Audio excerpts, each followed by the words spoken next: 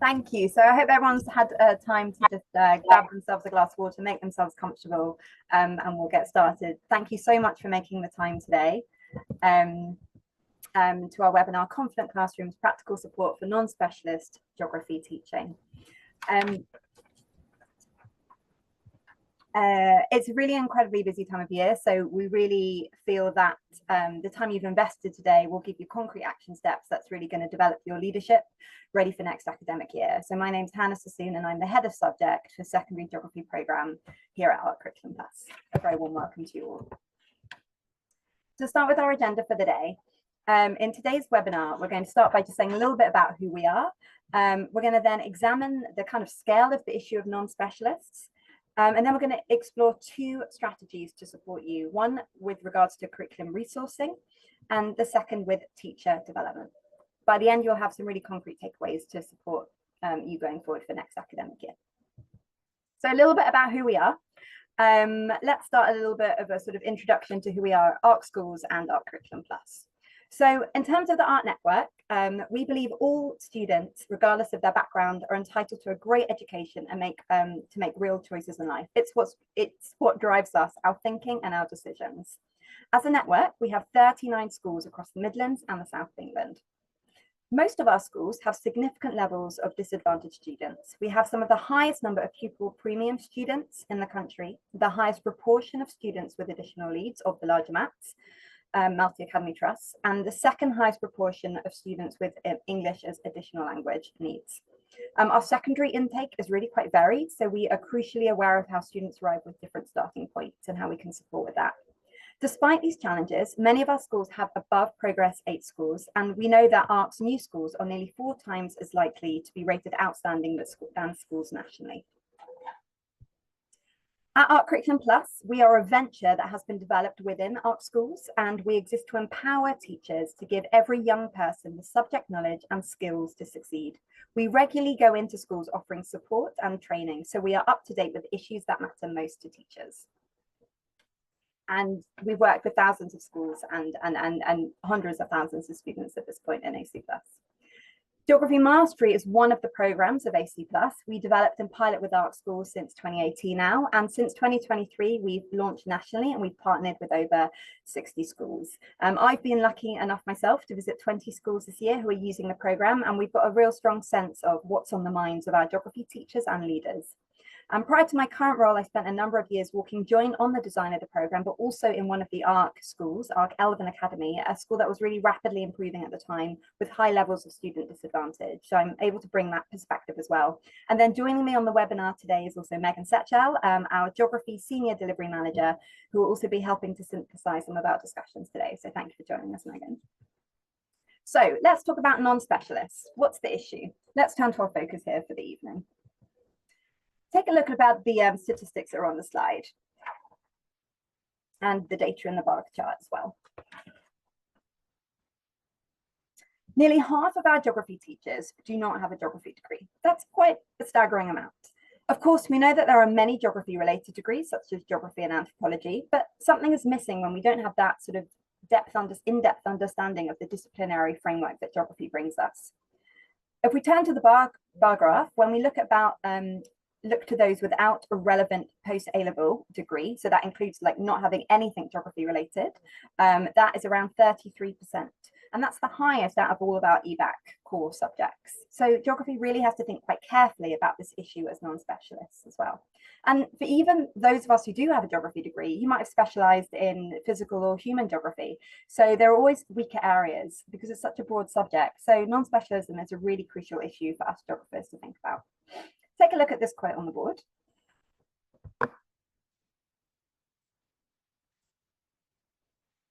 We see nationally that this issue is sort of growing.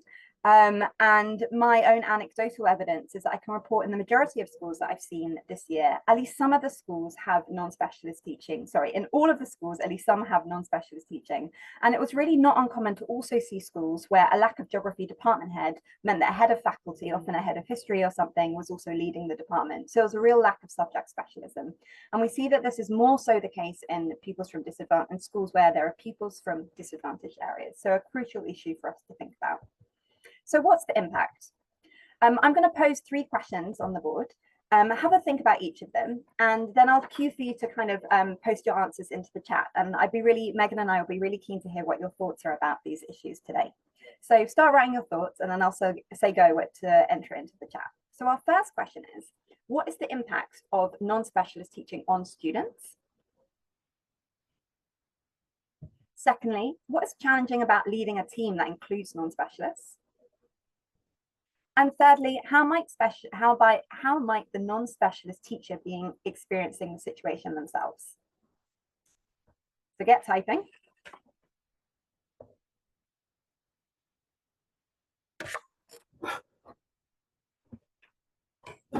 And go. Please post in the chat.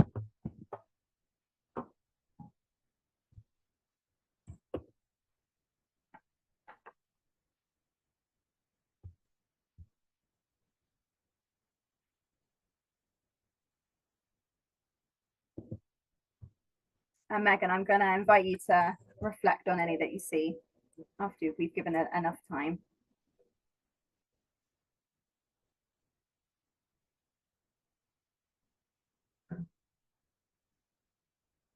I probably didn't give enough wait time, did I? We've not had any messages pop through just yet. Okay.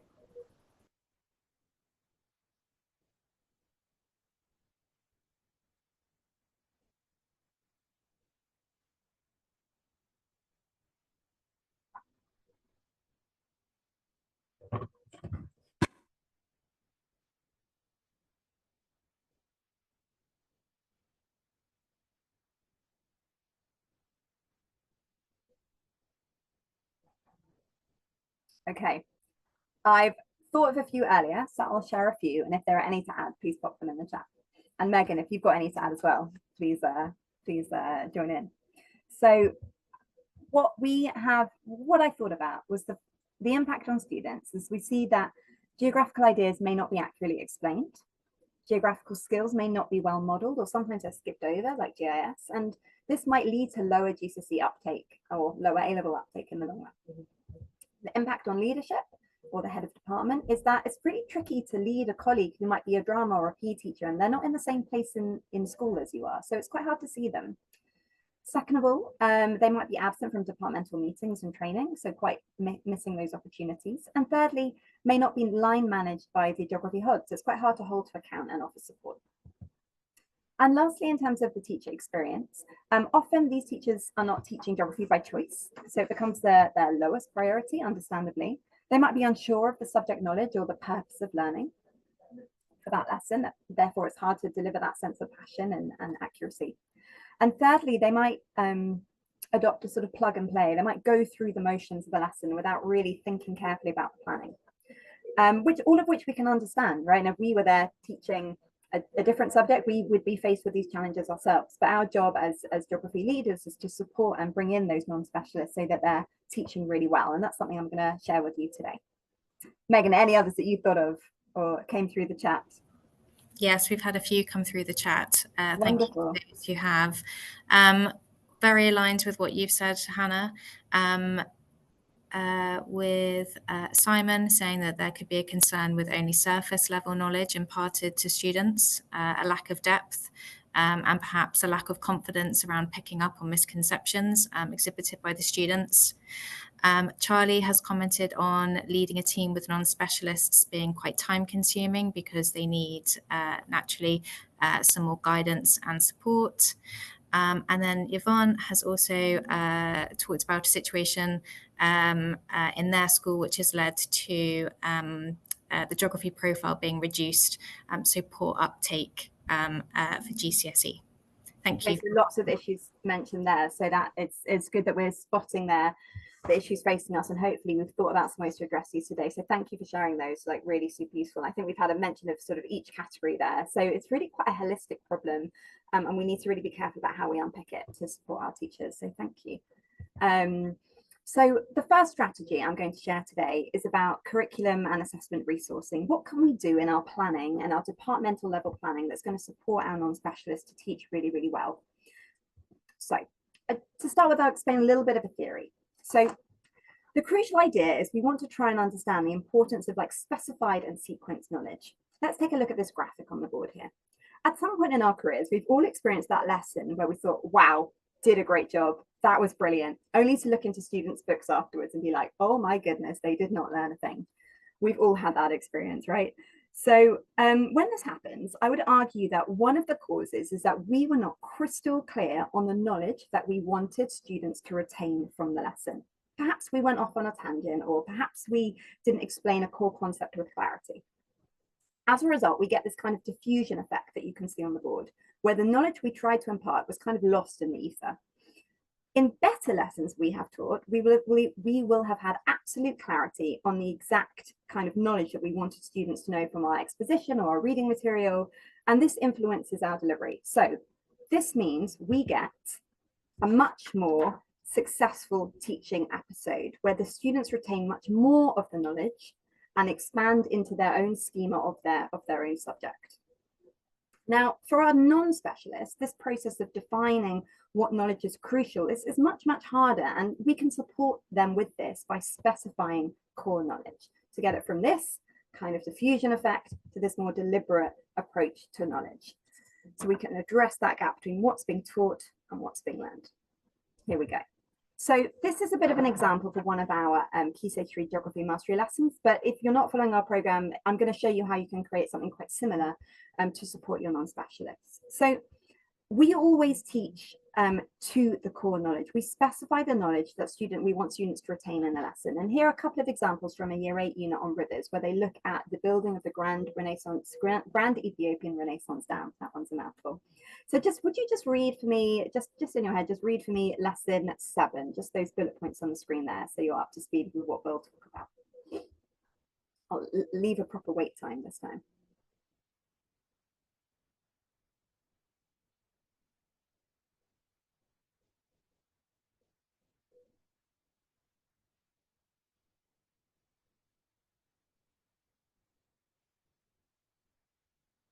So if I were to give any of you a lesson title and objective, probably most of you would be able to write down a number of core points that you'd probably want students to know, probably with a bit of research or so, but you would sort of get there. I think this is much, much harder for our non-specialists. And if I was teaching a physics lesson, I wouldn't be able to do this. So it's very much a part of our subject specialism.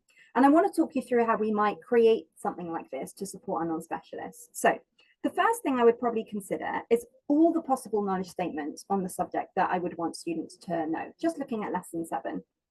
Then I would consider what's most critical and editing out the ones that are kind of like a nice to have, ones you might mention in the lesson as context, but they won't have to retain them. For example, I think students do need to know in this lesson that Ethiopia is an LIC, but it's got a fast growing economy. That's like quite a crucial concept to understand why they're building this big mega project of the dam. I don't think they need to know the specific GNI per capita value of $1,100 per person. Like, they don't need to retain that. They'll access that in the lesson, but I don't expect them to remember that afterwards. So for example, that one I would not include in the core knowledge. I would edit that out. Then I want to try and order the statements. The third step is to order the statements in an order that will create a coherent kind of flow or narrative for the lesson. For example, I might discuss the economic context of Ethiopia before explaining the reasons why they have built the dam. And I try and go through every lesson and do this. You probably want between 4 to 6 knowledge points. I can then also start to plan the sequencing between lessons. So take a read now of the subsequent lesson 8 at the bottom of the slide.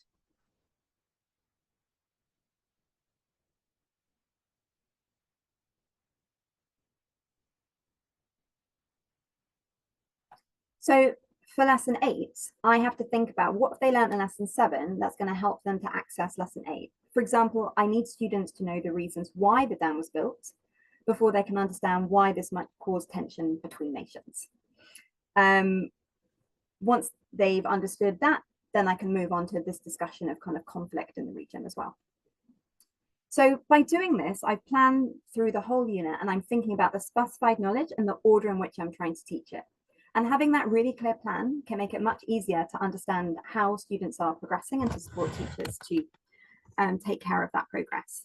Of all the strategies I'm going to discuss today, I would argue that this one will make the most difference. Writing specified knowledge will transform how your teachers start to think about a lesson, moving it from being task-led to being knowledge-led.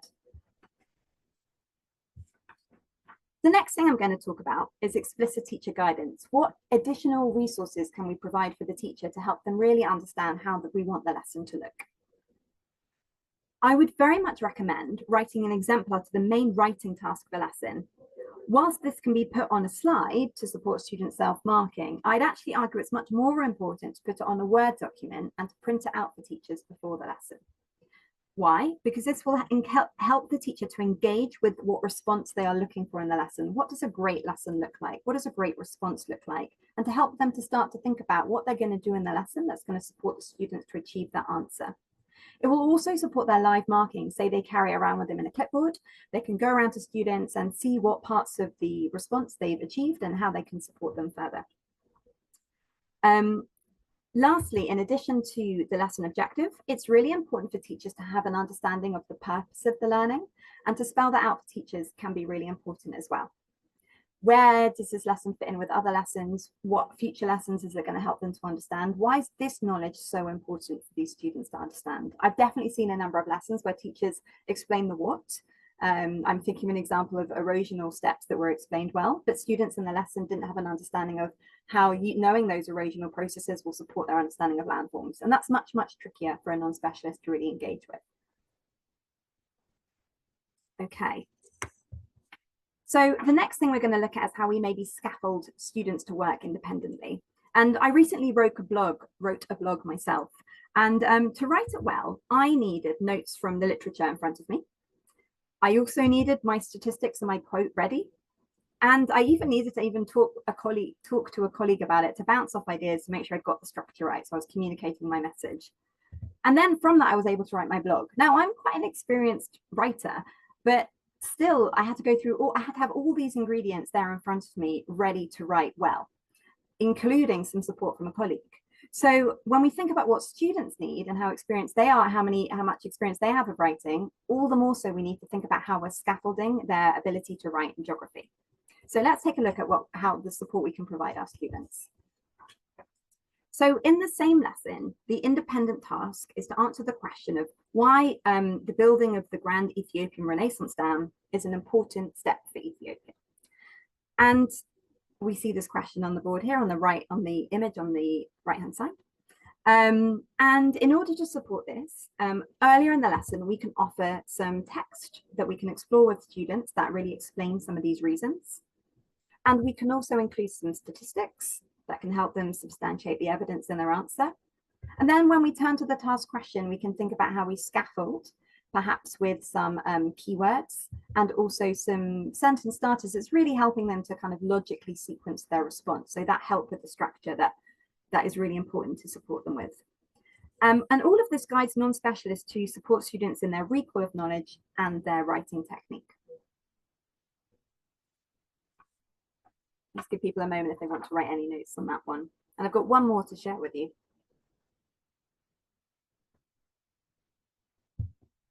The last bit to look at today is this idea of retrieval practice and reteach, sometimes called kind of low stakes assessments as well. Now, we know when students have regular practice to recall their learning, it supports their retention of knowledge and increases their capacity to apply it. And we know this needs to happen really quite frequently. So pre-prepared quizzes can really help, and that could be used in the lesson or part of homework. And it can help the non-specialist to sort of guide students what to recall based on that specified knowledge we talked about earlier. To support the teacher, you could offer them some, to support the teacher, you can offer them some reteach advice. And what I mean by that is, if they identify that a number of students do not know the answer to this particular question, here is what they could do to address that gap. And here are some suggested tasks that students could do to address it as well. Now, I've written this up, but this could also be delivered verbally. It could be much shorter than what I've written, but something that signals them what to do if they don't understand a particular aspect of the core knowledge. We often see that teachers gather this data, but they don't necessarily know what to do with it. So some of that guidance can be really supportive, especially for our non-specialists as well. I'll give you a moment to just read the example reteach activity on the board.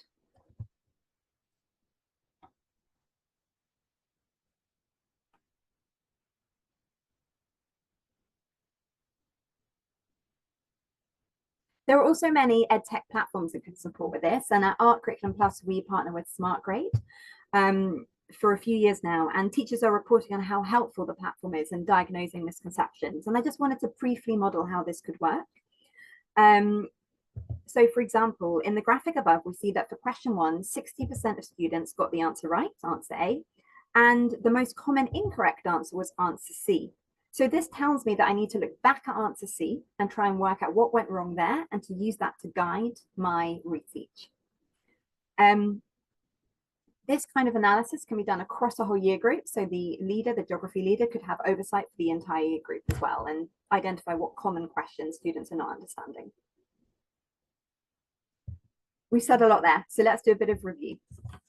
We've talked about specifying and sequencing core knowledge to support non-specialists, clarifying for each particular lesson what the students need to retain.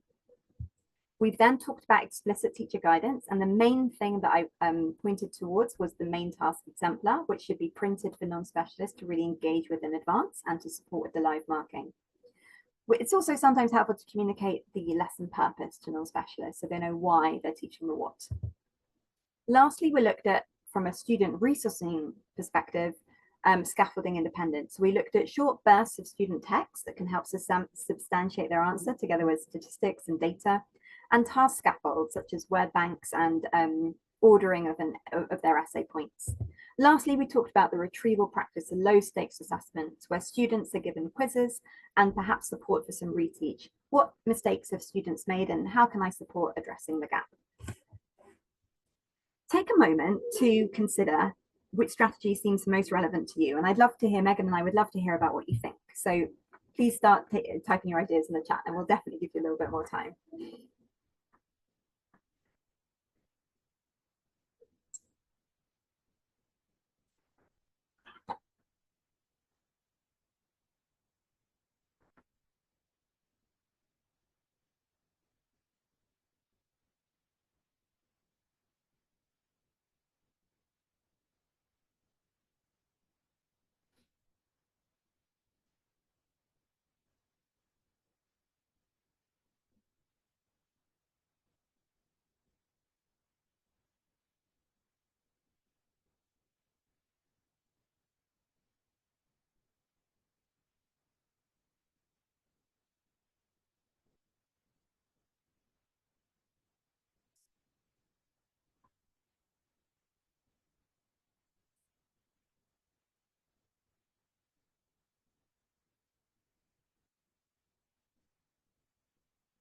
Okay, if you haven't already, I would just select one of the 4. I'd be interested to know which of the 4 areas we've talked about might seem most relevant to your support in your department going forward. Or might seem most achievable. Also, feel free to ask any questions.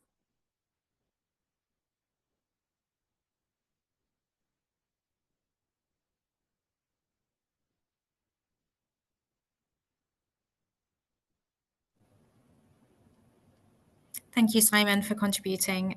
Simon thinks that the first 2 in particular are most important to their context. They've included a powerful teacher knowledge slide at the front of their lessons to give the teacher a clearer idea of the core concepts which need to be taught and why they are important. So that sounds very similar to what we've recommended with point 1 and the second part of point 2. Thank you, Simon. Brilliant. And Megan, any reflection from your own work with schools about where you would recommend they got started as well? In my experience, the summary of lesson purpose is really powerful. It gives meaning to what the teacher is delivering, and also supporting non-subject specialists with identifying and acting on misconceptions, especially the acting on. I think that's where there's a big gap. Mike has commented, thank you, Mike. So Mike has tried to do a summary of each unit at Key Stage 3 for non-subject specialists to give an overview of the unit.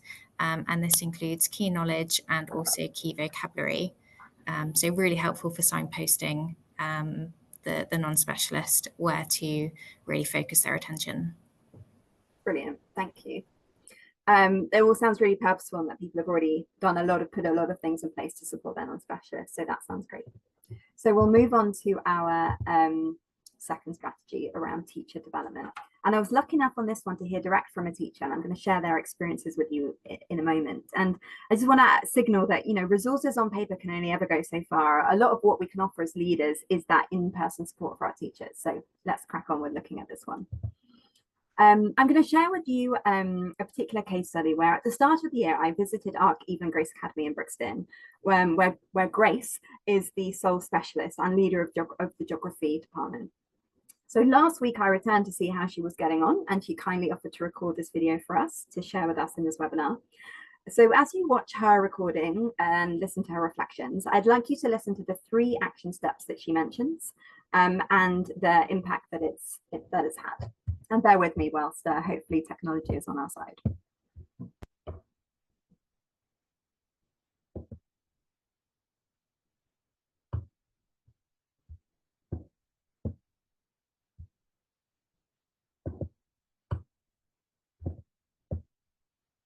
Megan, when you can hear it, when I press play, just give me a thumbs up, please.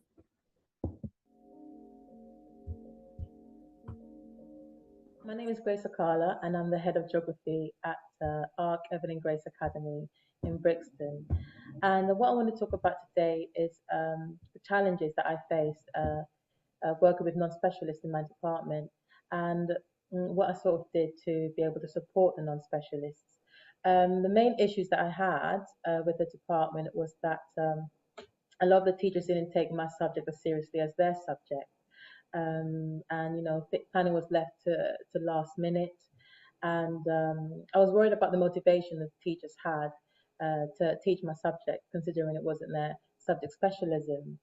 So one thing that I did do was a lot of team training, because what I did discover was with a lot of the lessons, teachers were going through the motions, and they were not really thinking about the aim of the lesson. So with the team training, I sort of highlighted the importance of planning backwards, looking at the independent learning tasks that pupils had to do at the end, and really start from there. What is it that you want to achieve? What is it that you want each pupil to get by the end of the lesson? And I think team training was really good because it was supportive, and you know, we would set goals together as a team. And to follow that up, I would do learning walks or drop-ins. And drop-ins are informal, and it's just for me to really check, you know, have we met the goal that we set together in our training?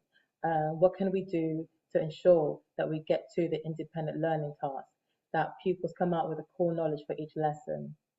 I think that was really good because it allowed for it to be informal and people were comfortable as well.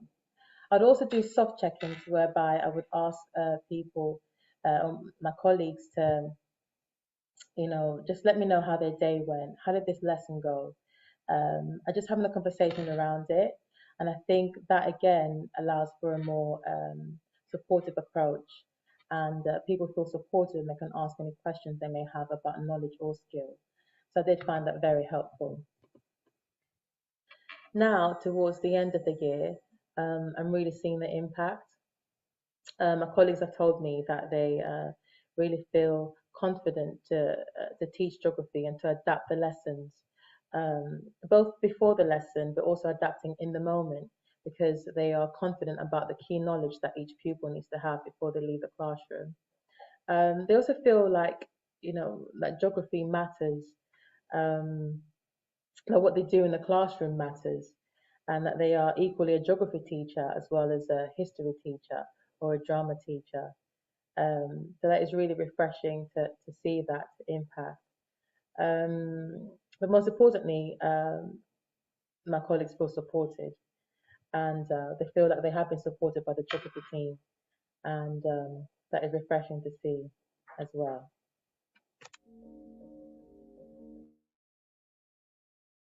Okay, thank you for listening to us with that.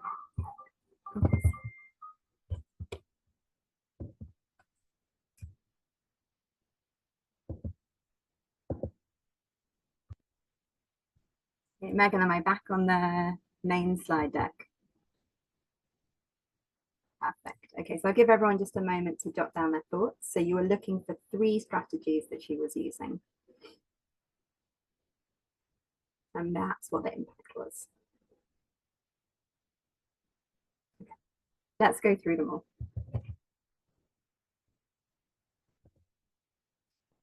So the first thing that Grace spoke about was the idea of team training. This is an opportunity to work with the team to reflect on a particular area of practice. As we discussed earlier, it can be difficult to pin down on specialists in the building. So I would recommend asking for their attendance to one training session towards the very start of the year, maybe just 45 minutes of their time. If you are then able, invite them to a team training once a term.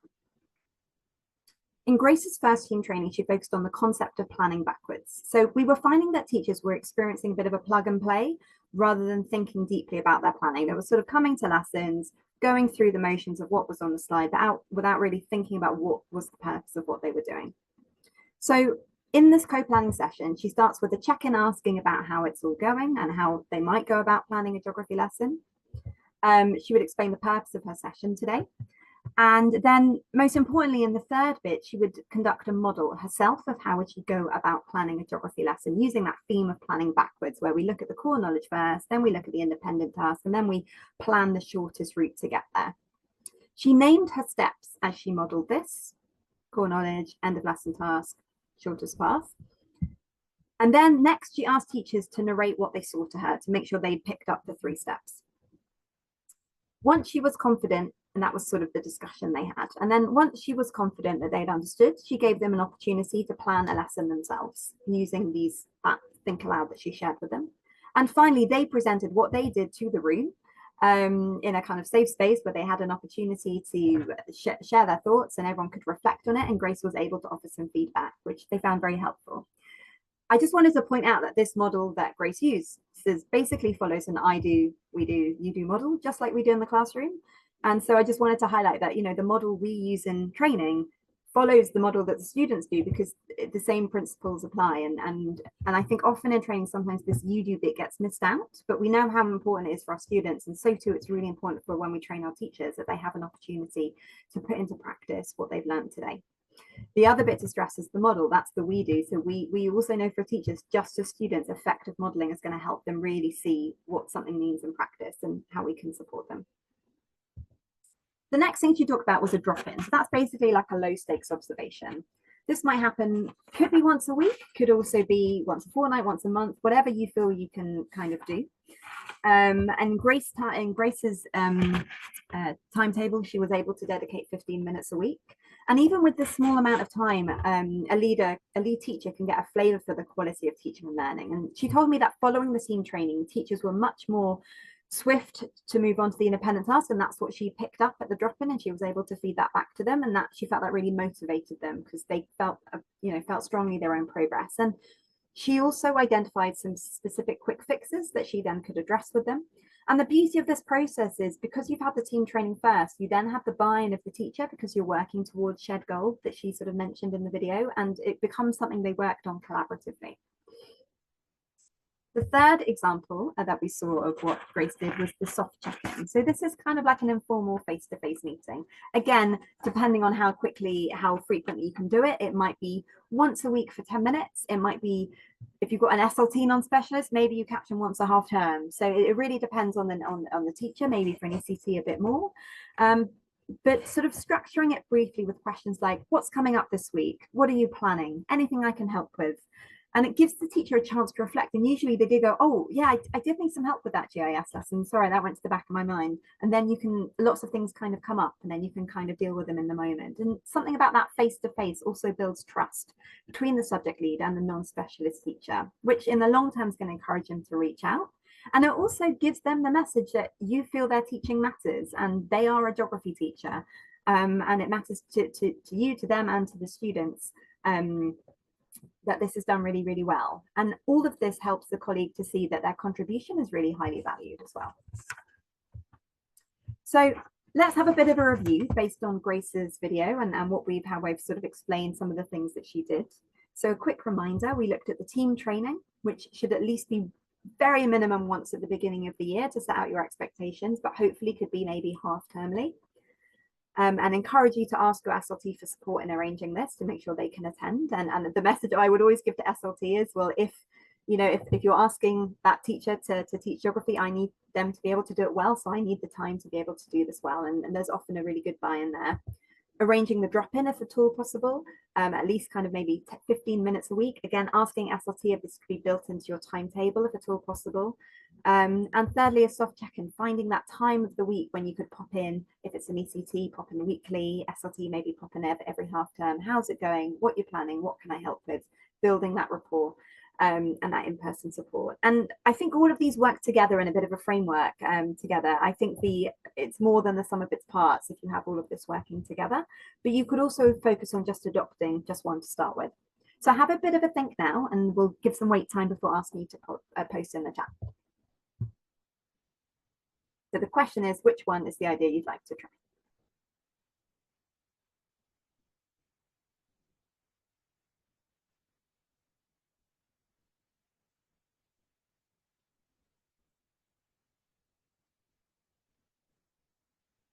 Okay, and post when you're ready.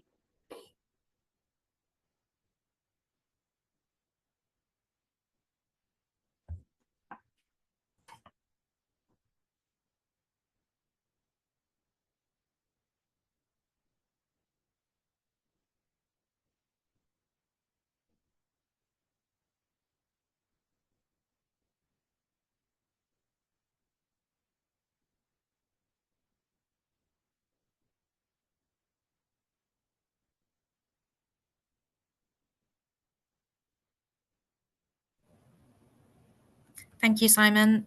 Simon agrees. Team training would be an idea that he'd like to try. The I do, we do, you do model. It's certainly one that we sometimes forget when we're teaching adults, even though we tend to use it fairly regularly with our students. Ben has said he likes the drop-in idea. Timetabling can make this quite difficult, but certainly making space for non-subject specialists to be able to come to you or you to them to ask questions makes for a good idea. Certainly something that I've done in the past is to alternate a drop-in and a soft check-in. So dropping in once a week may not be possible, but perhaps a 5, 10, 15-minute conversation is at a different point in the day. So week 1, drop-in, week 2, soft check-in. And that way you get to see the teacher in action and also give some informal feedback and support. Thank you. I think timetabling is definitely a challenge that schools are facing. Looking on the chat.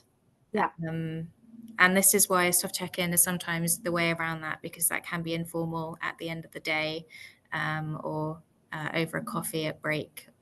But yes, team training is certainly something to raise with leadership where possible. It doesn't work in all contexts, but some schools have found it really useful you can buy like a little tripod for an iPhone and to film a segment of the lesson to send to a teacher.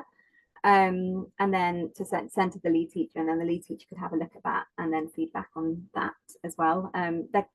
It might sound a bit daunting, but sometimes it can be quite empowering for the teacher if it's there, you know, they do the recording, they choose what to film and they can send that on. So that's another way around it. And another way around it is to ask another middle leader perhaps to do the drop-in for that particular segment and to feedback to you and to discuss sort of what you might be looking for in the beginning. So timetabling for sure is huge. And I know obviously lots of schools have lots of competing priorities and cover and all sorts of things going on, but sometimes just a little bit of lateral thinking to kind of think of ways around it and to ask the non-specialist as well. I can't drop in, but what are your thoughts? What do you think of the filming idea? Or would you be happy for so-and-so to come and see you instead, and to get their reflections on it can be helpful. The other thing is they can drop into your lesson and watch your model practice, and then they can feedback, be like, what did I do there? And you can have a discussion that way. So a few different ways to maybe think about that one, but totally appreciate that the timetabling is a key issue in schools. So let's move on to thinking about bringing this all together. So our action plan. It can be really overwhelming when we encounter a whole host of new ideas, right? We want to implement everything and then we realize we don't have the time or the capacity. So what I invite you to think about is, of all the strategies we've discussed today, which few actions will make the biggest difference to your colleagues and students? Consider the what, but also the when and most importantly, how you can ask for help in implementing this action, often from SLT. Make sure you write this, or could also be from other colleagues in the department if you can sort of delegate certain aspects to them as well. Sometimes what is your burden is someone else's kind of career step. Yes, let's have a bit of a think. More importantly here than writing in the chat is making a note for yourself, somewhere that you're going to be able to refer back to when you come back in September. So jot down your own summary of your own action plan based on what we've said today.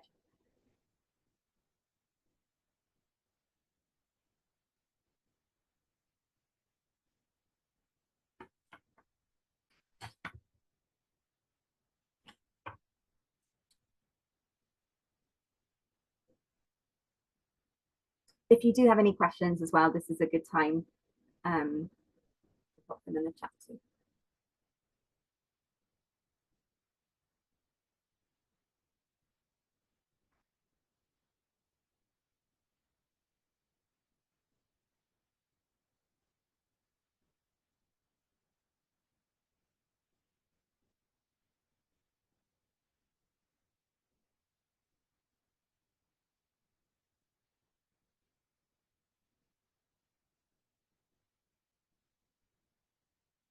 If anyone would like to share their action plan, please do.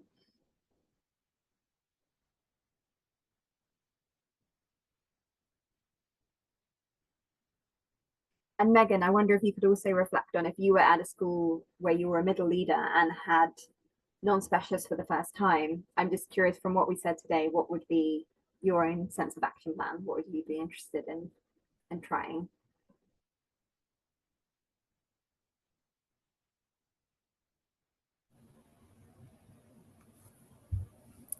As I work through delivering units from September onwards, I would make sure that the core knowledge is really clearly specified.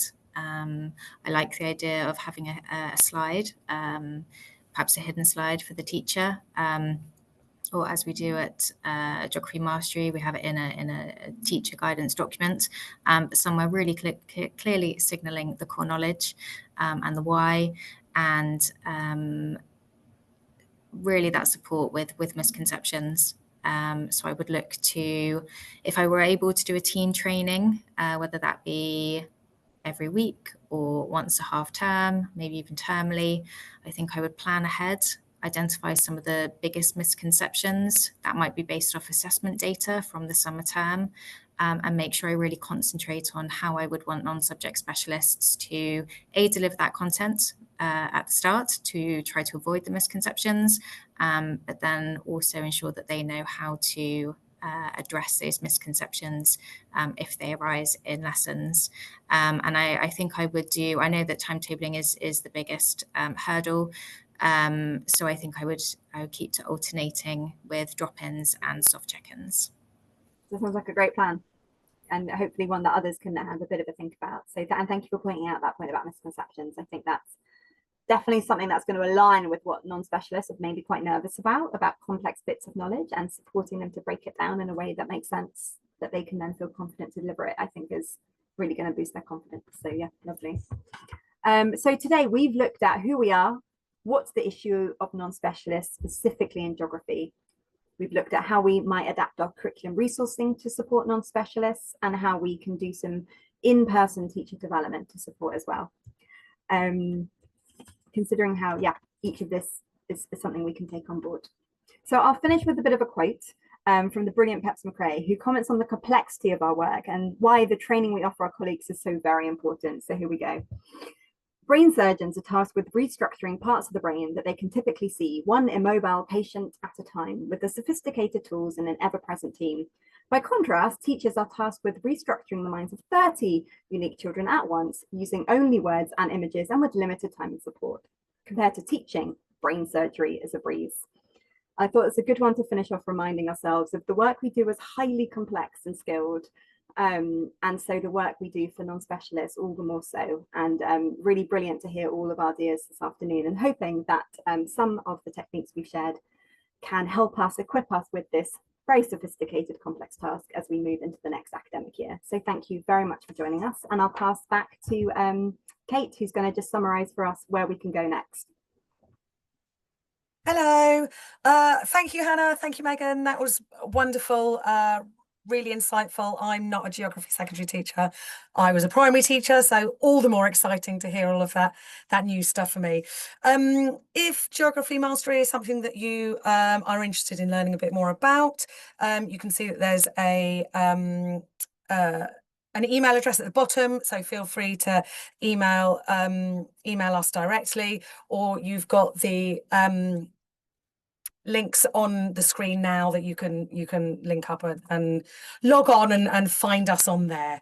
So just another really big thank you to everybody. Thank you for coming. Thank you for hosting. Thank you, everybody. Go and enjoy the beautiful sunshine.